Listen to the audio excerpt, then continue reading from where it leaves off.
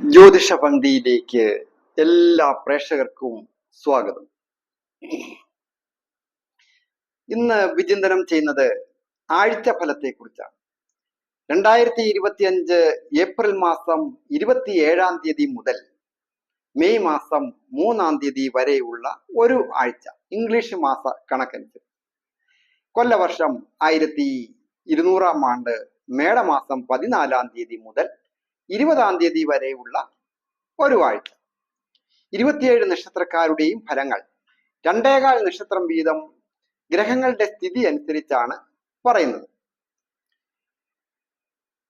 April മാസം 27-ാം തീയതിയാണ് അമാവാസി.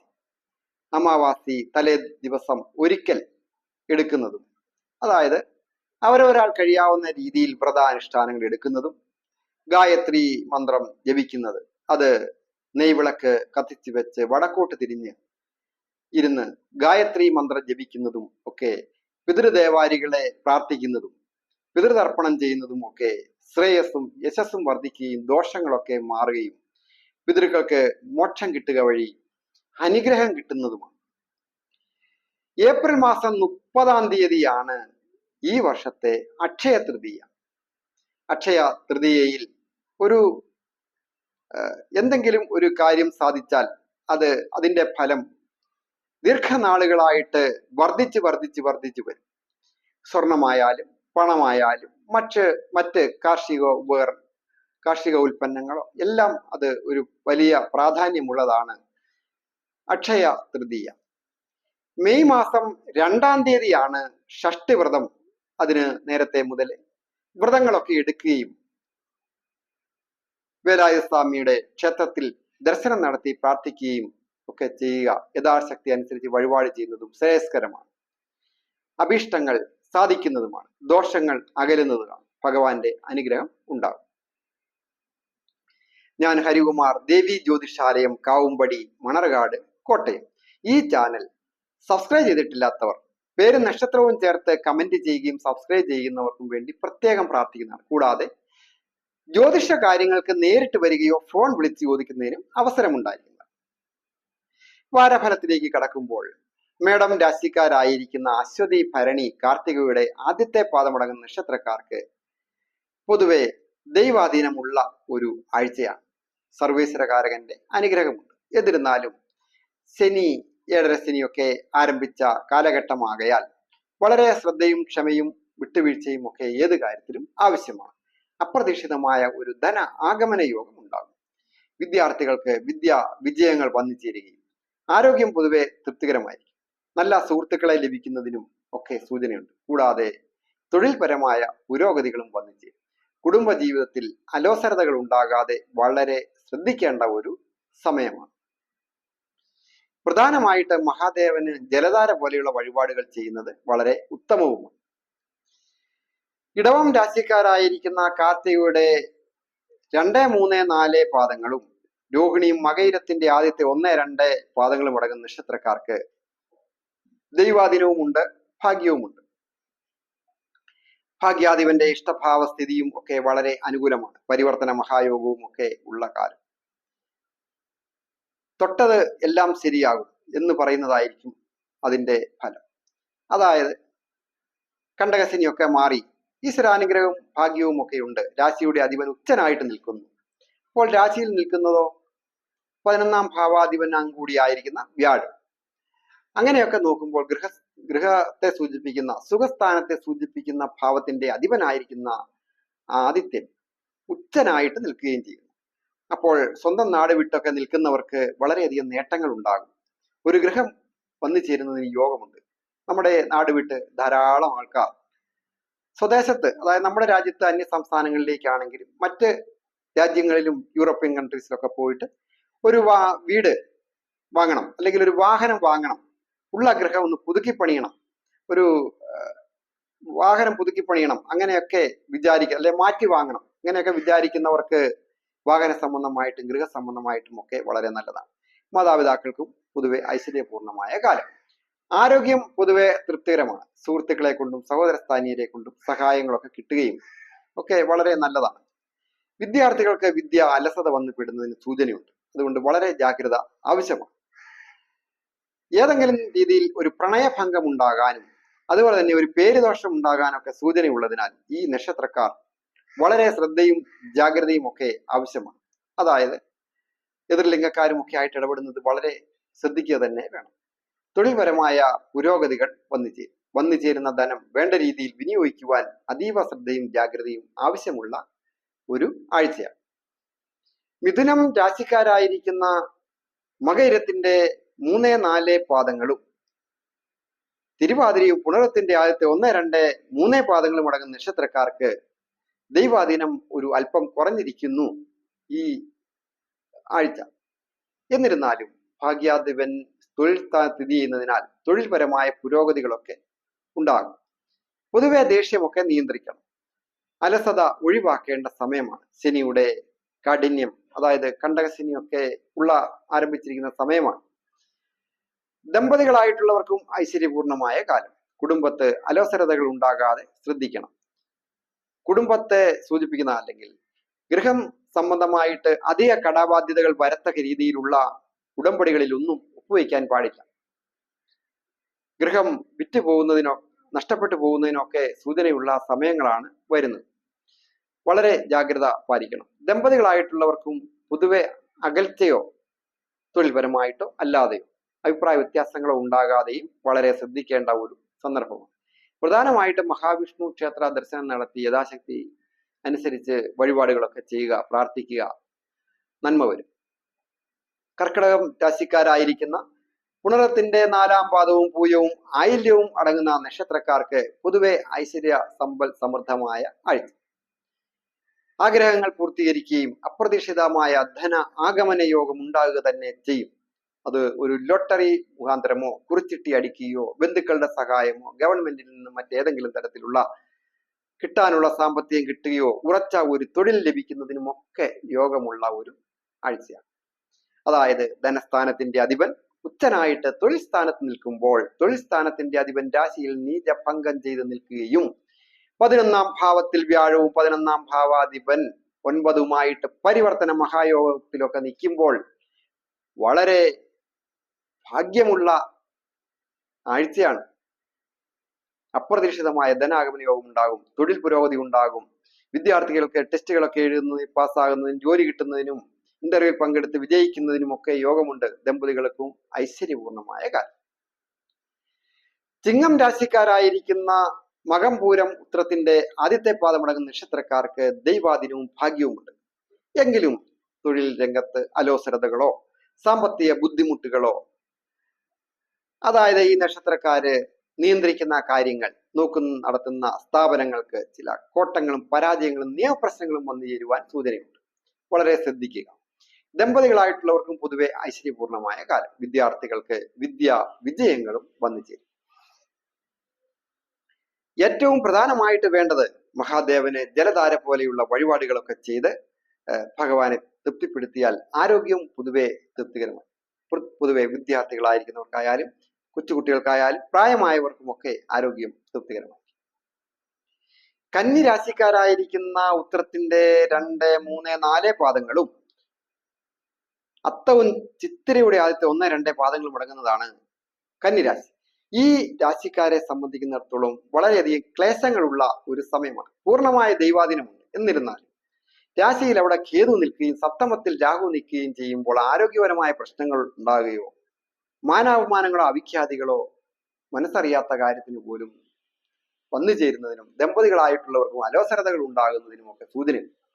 എന്നിരുന്നാലും ഒരു തൊഴിൽ പുരോഗതി വന്നു ചേരുക, വിദേശത്ത് പോകുവാൻ ഒരു ചാൻസ് ഓഫർ കിട്ടുക, അത് ഒരു നല്ല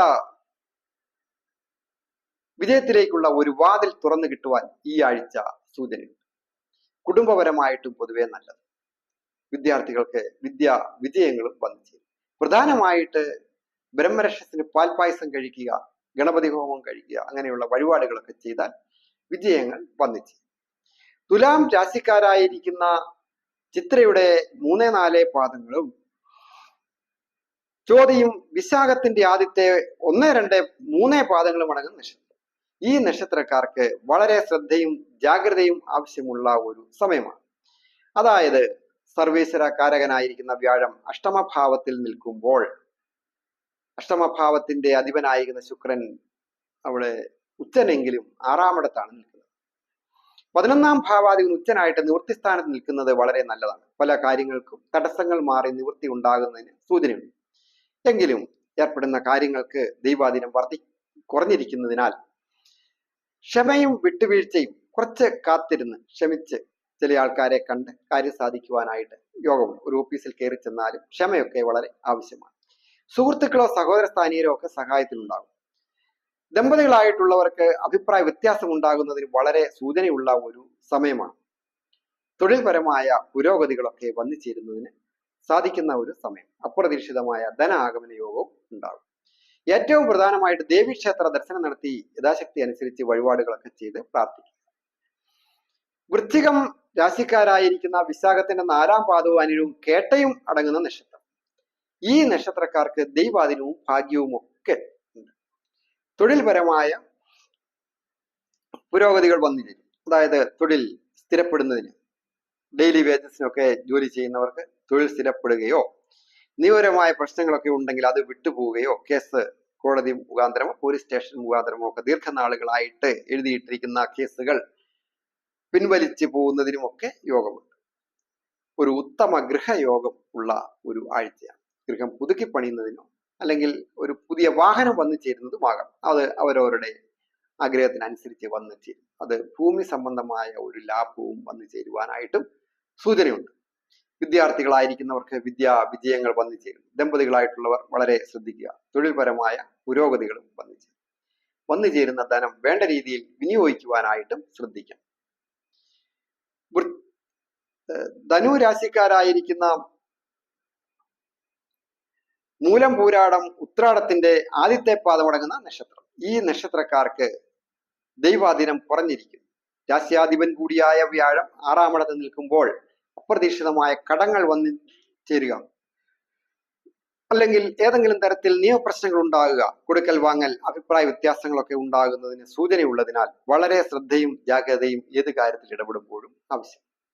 വിദ്യാർത്ഥികൾക്ക് വിദ്യാ വിജയങ്ങൾ വന്നു ചേരും. ഇന്റർവ്യൂലൊക്കെ പങ്കെടുക്കുന്നവർക്ക് വളരെ നല്ലതാണ്. കുടുംബപരമായിട്ട് നല്ലതാണ്. ഉള്ള ഗൃഹം പുതുക്കി പണിയുന്നതിനുമൊക്കെ സൂചനയുണ്ട്. എന്നിരുന്നാലും കുടുംബത്തിൽ ചില അഭിപ്രായ വ്യത്യാസങ്ങൾ ഉണ്ടാകാം. തൊഴിൽ രംഗത്തും അത് ബാധകമാണ്. മേലധികാരികളുമായി കീഴ് ജീവനക്കാരുമൊക്കെ ആയിട്ട് ഒത്തുപോകുവാൻ പരമാവധി ശ്രദ്ധിക്കണം. ചെറിയ ചെറിയ നിസ്സാര കാര്യങ്ങളെ ചൊല്ലി ടെൻഷൻ ആകുന്നതിനും അത് പിന്നെ പെരുപ്പിച്ച് ജോലി നഷ്ടപ്പെടാതെയൊക്കെ വളരെ ശ്രദ്ധിക്കണം. കണ്ടകശനിയൊക്കെ ഉള്ള കാലമാണ്. തൊഴിൽ നഷ്ടപ്പെട്ടാൽ പിന്നെ ഒരെണ്ണം കിട്ടുക അത്ര എളുപ്പമുള്ള സമയമില്ല. ശാസ്താവിന് നീരാഞ്ജനം പോലെയുള്ള വഴിപാടുകളൊക്കെ ചെയ്യുക. അഭിവൃദ്ധികളൊക്കെ വന്നു ചേരുന്നതുമാണ്. മകരം രാശിക്കാരായിരിക്കുന്ന ഉത്രാടത്തിന്റെ 2, 3, 4 പാദങ്ങളും തിരുവോണവും അവിട്ടത്തിന്റെ ആദ്യത്തെ 1, 2, 3 പാദങ്ങളും അടങ്ങുന്ന അവിട്ടത്തിന്റെ 1, 2 പാദങ്ങളും അടങ്ങുന്ന നക്ഷത്രക്കാരുടെ ഫലമാണ് പറയുന്നത്. ഈ നക്ഷത്രക്കാരെ സംബന്ധിക്കുന്നിടത്തോളം ദൈവാധീനവും ഭാഗ്യവും ഒന്നുപോലെ ഉള്ള സമയമാണ്. ആരോഗ്യം പൊതുവെ തൃപ്തികരമായിരിക്കും. ശ്രേയസ്സും യശസ്സും വന്നു ചേരും. മിലിറ്ററിയിലോ പോലീസിലോ ഒക്കെ ജോലിക്കായിട്ട് ഇന്റർവ്യൂവിലൊക്കെ പങ്കെടുക്കുവാനിരിക്കുന്നവർക്ക് അതൊക്കെ പാസ്സാകുന്നതിനും ജോലിക്കുള്ള അപ്പോയിന്റ്മെന്റ് ഓർഡർ കൈപ്പറ്റുവാനും ഒക്കെ യോഗമുള്ള ഒരു ആഴ്ചയാണ്. അധിക സാഹസികത പാടില്ല. മറ്റുള്ളവരുടെ കാര്യത്തിലായാലും ഇടപെടുമ്പോൾ സാഹസികമായ കാര്യങ്ങൾ കഴിവതും ഒഴിവാക്കേണ്ടതാണ്. തൊഴിൽ പുരോഗതി വന്നു ചേരും. സാമ്പത്തിക അഭിവൃദ്ധിയും വന്നു ചേരും. കുടുംബപരമായിട്ടും ഉത്തമ ഗൃഹം വന്നു ചേരുന്നതിനോ ഗൃഹം പുതുക്കി പണിയുന്നതിനും ഒക്കെ യോഗമുള്ള സമയം. വിദ്യാർത്ഥികൾക്ക് വിദ്യാ വിജയങ്ങൾ വന്നു ചേരും. കലാകാരന്മാരും കലാകാരികളും ഒക്കെ ആയിട്ട് ബന്ധപ്പെട്ട് കലയുമായി ബന്ധപ്പെട്ട ഏത് കാര്യങ്ങൾ ചെയ്യുന്നവർക്കും അഭിവൃദ്ധിയുടെ കാലമാണ്. പ്രധാനമായിട്ട് ശ്രീകൃഷ്ണ ഭഗവാനെ ദർശിക്കുകയും പ്രാർത്ഥിക്കുകയും ഒക്കെ ചെയ്യുക. അഭിവൃദ്ധികൾ വന്നു ചേരും. കുംഭം രാശിക്കാരായിരിക്കുന്ന അവിട്ടത്തിന്റെ 3, 4 പാദങ്ങളും ചതയവും പൂരിട്ടാതി ആദ്യത്തെ 1, 2, 3 പാദങ്ങളും അടങ്ങുന്ന നക്ഷത്രക്കാർക്ക് ദൈവാധീനവും ഭാഗ്യവും ഒക്കെ ഉണ്ട്. കഷ്ടകാലം ഒരു പരിധിവരെ മാറി തുടങ്ങിയിരിക്കുന്നു. അതായത് ജന്മത്തിൽ നിന്ന് ശനി മാറി. എന്നാലും 2.5 കൊല്ലം കൂടെ 7.5 ശനി അവിടെ ഉണ്ട്. അധിക സാഹസികത പാടില്ല. സാഹസികതയൊക്കെ സൂചിപ്പിക്കുന്ന ആഗ്നേയഗ്രഹമായ ആദിത്യൻ വിക്രമസ്ഥാനത്ത് നിൽക്കുമ്പോൾ അധികമായ എടുത്തുചാട്ടമോ ഉത്തരവാദിത്തങ്ങൾ ഏറ്റെടുത്ത് നഷ്ടസാധ്യതയൊക്കെ വളരെ കൂടുതലാണ്. അതായത് വലിയ ഉത്തരവാദിത്തം വഹിച്ച് ഒരു വലിയ ലോൺ എടുത്ത് ഒരു പുതിയ സംരംഭങ്ങളൊക്കെ ആരംഭിക്കുന്നതിനൊക്കെ മനസ്സ് തോന്നുന്ന ഒരു സമയമാണ്. പക്ഷെ അത് ചിലപ്പോൾ അത് പരാജയത്തിൽ വന്നാൽ അത് ഏഴര ശനിയൊക്കെ തീർന്നിട്ടില്ലല്ലോ. അതുകൊണ്ടാണ് പറയുന്നത് ജാഗ്രതയോടുകൂടി വേണം. ഏജ് ഓവറായിട്ട് നിൽക്കുന്നവർക്കായാലും വിവാഹ കാര്യങ്ങൾ ആലോചിക്കുന്നവർക്ക് ഒരു വിവാഹം വന്ന് വാക്കാകുന്നതിന് സൂചനയുണ്ട്. തൊഴിൽപരമായ പുരോഗതിയും വന്നിച്ചു. ഏറ്റവും പ്രധാനമായിട്ട് മഹാദേവന് ജലധാര പോലെയുള്ള വഴിപാടുകളൊക്കെ ചെയ്യുക, ആരോഗ്യം സംരക്ഷിക്കുക, ഭക്ഷണമൊക്കെ കൃത്യസമയത്ത് കഴിക്കുകയും ഉറക്കത്തിനൊക്കെ ആയാലും സമയം കണ്ടെത്തുക പൊതുവെ നന്നായിരിക്കുന്ന ഒരു ആഴ്ചയാണ്. മീനം രാശിക്കാരായിരിക്കുന്ന പൂരിട്ടാതി 4-ാം പാദം, ഉത്രട്ടാതിയും രേവതിയും അടങ്ങുന്ന നക്ഷത്രം. ഈ നക്ഷത്രക്കാരെ സംബന്ധിച്ചിടത്തോളം പൊതുവെ ഇപ്പോൾ അധിക ക്ലേശങ്ങളുള്ള സമയമാണ്. വ്യാഴത്തിന്റെ ആനുകൂല്യമില്ല, അനിഷ്ടത്തിൽ നിൽക്കുന്നു. രാശ്യാധിപൻ കൂടിയായ തൊഴിൽ സ്ഥാനാധിപനായിരിക്കുന്ന വ്യാഴം അനിഷ്ടസ്ഥാനത്ത് നിൽക്കുമ്പോൾ രാശിയിൽ നിൽക്കുന്നതോ തമോ ഗുണപ്രധാനിയായിരിക്കുന്ന ആ ശനിയും രാഹുവും ക്ലീബാഗ്രഹമായ ബുധനും ഒക്കെയാണ്. അപ്പോൾ പൊതുവെ ഒരു അലസതയും മന്ദതയും ഒക്കെ ബാധിക്കുകയും എന്നാൽ ഒരല്പം ദേഷ്യം വർദ്ധിക്കുകയും ചെയ്യുന്നു. 2-ാം ഭാവത്തിൽ അവിടെ ആദിത്യൻ ബലവാനായിട്ട് നിൽക്കുമ്പോൾ ദേഷ്യം വർദ്ധിക്കാതെയൊക്കെ വളരെ നോക്കണം. സുഹൃത്തുക്കളും സഹോദര സ്ഥാനീയരും ഒക്കെ മനക്ലേശമുള്ള സമയത്ത്, ടെൻഷനുള്ള സമയത്ത്, ബുദ്ധിമുട്ടുള്ള സമയത്ത് സഹായിക്കുവാൻ ഉണ്ടാകും, ഉറപ്പായിട്ടും ഉണ്ടാകും. കുടുംബത്ത് പ്രായമായവർക്കും കൊച്ചുകുട്ടികൾക്കും ഒക്കെ വളരെ നല്ല ഒരു ആഴ്ച. ദമ്പതികളായിട്ടുള്ളവർക്ക് അഭിപ്രായ വ്യത്യാസം ഉണ്ടാകാതെ വളരെ ക്ഷമയും വിട്ടുവീഴ്ചയും പരമാവധി അങ്ങേയറ്റം വേണ്ട ഒരു ആഴ്ചയാണ്. വന്നു ചേരുന്ന ധനം വേണ്ട രീതിയിൽ വിനിയോഗിക്കുവാനും വളരെ ജാഗ്രതയും ആവശ്യമാണ്. ഏറ്റവും പ്രധാനമായിട്ട് ശനിപ്രീതികരമായ കാര്യങ്ങൾ ചെയ്യുക. അതുപോലെ തന്നെ ശ്രീകൃഷ്ണസ്വാമി ക്ഷേത്ര ദർശനങ്ങൾ ചെയ്യുന്നത്, പ്രാർത്ഥിക്കുന്നതും ദോഷങ്ങളൊക്കെ മാറുന്നതാണ്. അവരവരുടെ മത ആചാരപ്രകാരം എല്ലാവരും ഇപ്പോൾ ക്ഷേത്രത്തിൽ പോകുന്നവരോ എല്ലാവരും പള്ളിയിൽ പോകുന്നവരോ അല്ലല്ലോ. അപ്പോൾ അവരവരുടെ മത ആചാര വിധി പ്രകാരമുള്ള പൂജകളോ പ്രാർത്ഥനകളോ ധ്യാനങ്ങളും ഒക്കെ ചെയ്യുക. ദോഷങ്ങളൊക്കെ മാറി നന്മ വരും. എല്ലാവർക്കും നന്മ വരുവാനായിട്ട് പ്രാർത്ഥിക്കുന്നു.